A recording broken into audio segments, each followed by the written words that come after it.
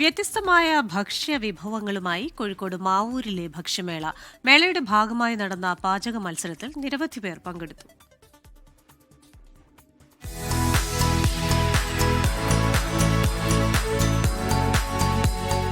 പത്തിലത്തോരൻ, ചുരങ്ങാ juice, പോഷകക്കഞ്ഞി, വാഴപ്പിണ്ടി തോരൻ, ചെമ്പരത്തിപ്പൂച്ചായ തുടങ്ങി വൈവിധ്യമാർന്ന നിരവധി വിഭവങ്ങളുണ്ട് ഈ ഭക്ഷ്യമേളയിൽ. മേളയ്ക്കൊപ്പം പാചക മത്സരവുമുണ്ട്. 50ഓളം വനിതകളാണ് മത്സരത്തിൽ പങ്കെടുത്തത്. ഔഷധ സസ്യങ്ങളും പച്ചക്കറികളും പയറുവർഗ്ഗങ്ങളും ധാന്യങ്ങളും ഉപയോഗിച്ചാണ് മത്സരാർത്ഥികൾ ഭക്ഷ്യവിഭവങ്ങൾ തയ്യാറാക്കിയത്. പലതരത്തിലുള്ള ഭക്ഷണങ്ങൾ ഇന്ന് നമുക്ക് ജങ്ക് ഫുഡായിട്ടും ഒക്കെ അവൈലബിൾ ആണ്.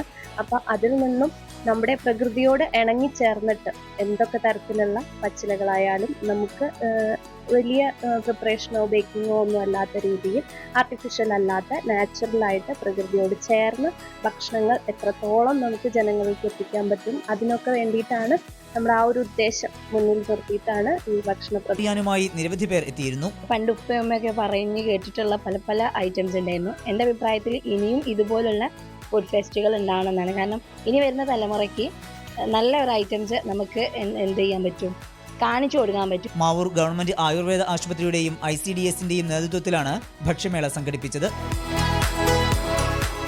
24 കോഴിക്കോട്. ലോകത്തെവിടെയായാലും ഏത് സമയത്തും 24 വാർത്തകളും ഓഗ്മെന്റഡ് റിയാലിറ്റി പാക്കേജുകളും എക്സ്പ്ലെയിനറുകളും വിശദമായി കാണാൻ ഞങ്ങളുടെ യൂട്യൂബ് ചാനൽ നിങ്ങൾക്ക് സബ്സ്ക്രൈബ് ചെയ്യാം.